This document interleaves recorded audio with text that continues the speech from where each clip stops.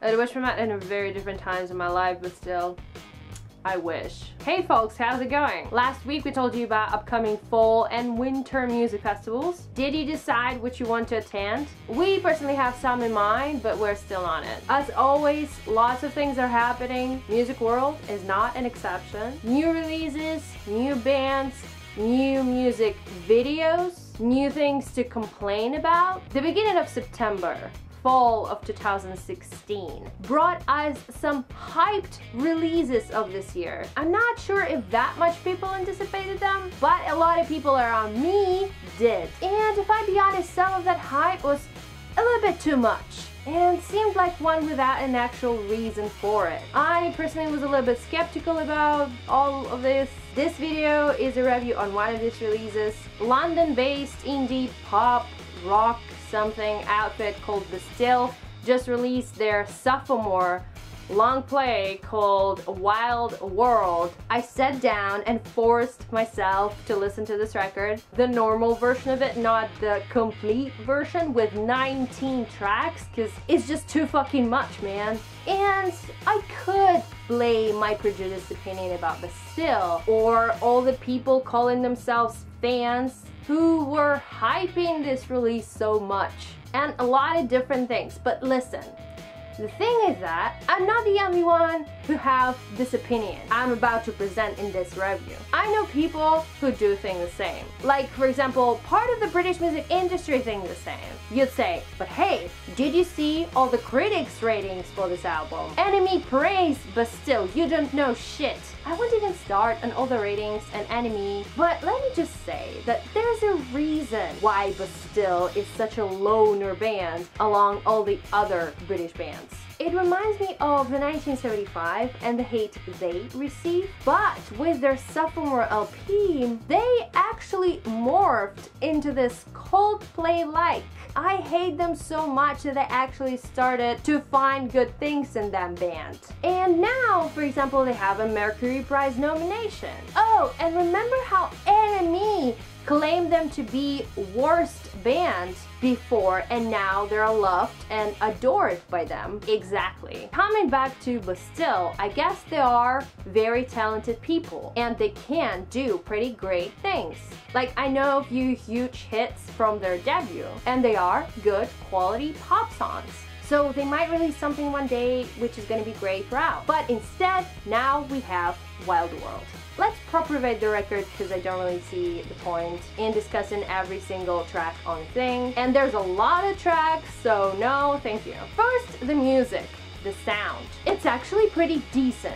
My personal favorite thing about the album is all these little snippets, samples from old radio or TV shows, like in the beginning of Good Grief, or Fake It, or Warmth.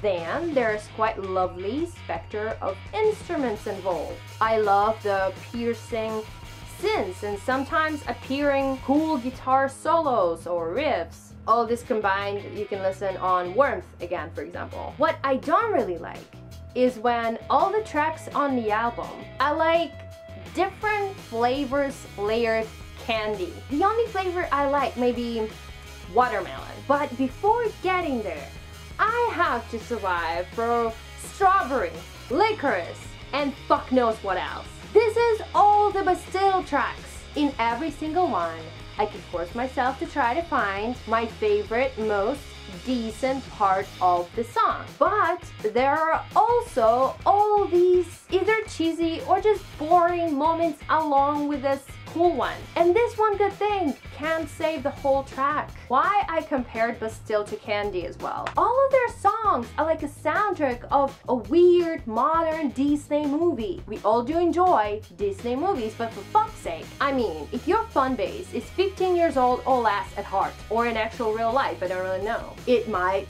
work. But to me personally, 14 tracks or 19 tracks of this kind of music is just like one of these Disney movies' endless credit roll, where I have to sit in a theater and stare into the black screen. The creators didn't even bother to do credit rolls interesting or colorful. What was surprising musically, because everything that I already said wasn't surprising after their debut, Bad Blood, is the Act of Kindness track. The title though, Act of Kindness.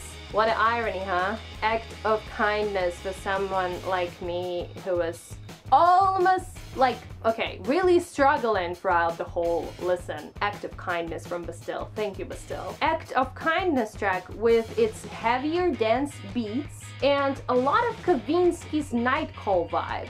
I really didn't expect to hear something like that on the album, and I could say that this is a good track. But still, I don't think I would come back to it and like won't stop listening it for weeks. I don't really think so. The vocals on the album, man. Dan Smith is alright. I'm sure he's a talented guy and a great frontman, but he is a great frontman for Bastille. Coming back to the Disney comparison thing, he is the Prince Charming here. Whenever I'm listening to this album or to any music from this band, I get this weird feeling like Bastille, the characters of this modern musical. And Dan Smith is walking through this wild world in this case and theatrically interacting with the audience. Overall, his voice is fine. But the performance, man, I just want to roll my eyes and go, dude, really? You're really doing this? I do think though that he might sound much better live, and that Bastille as a whole and their music could sound much better live. Plus, I've seen some footage and the guy clearly, easily can connect with an audience. So yeah, live Bastille, studio Bastille. Now, some Bastille fans I know were proving their point on why Bastille is such an amazing, timeless, masterpiece band with Dan Smith's songwriting skills and his lyrics. In their words, incredible in deep poetry, metaphorical like lyrics. Okay, look, maybe it's because I'm Bachelor of Arts and literature is my major. Maybe it's because I'm spoiled with all these layered, profound, hard to understand lyrical performances from other artists.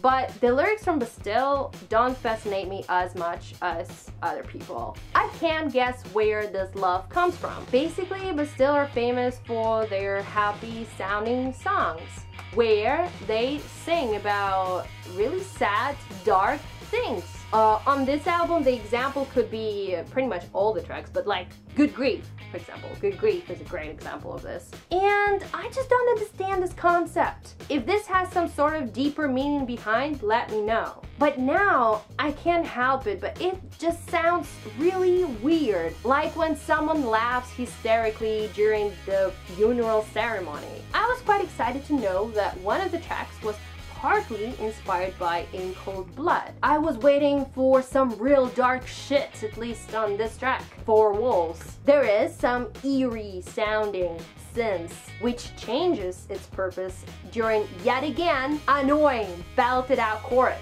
Everything else doesn't sound like anything close to In Cold Blood, unfortunately. I like the up to chorus parts, this tiny guitar solo, and the ending with this old recorded sample, but again, it's not enough to make me swoon all over this track. And yeah, the lyrics, they're very simple. It might be plus, it doesn't mean that all the lyrics everywhere should be extremely hard and very metaphorical, but with Bastille, that is what I got from all their fans. That is what they were saying to me. And I can't agree with that. I don't see the profoundness and I can't relate with any of it. Especially all the choruses. God, this is really rare when I don't like the chorus. And here, it's like on every single track.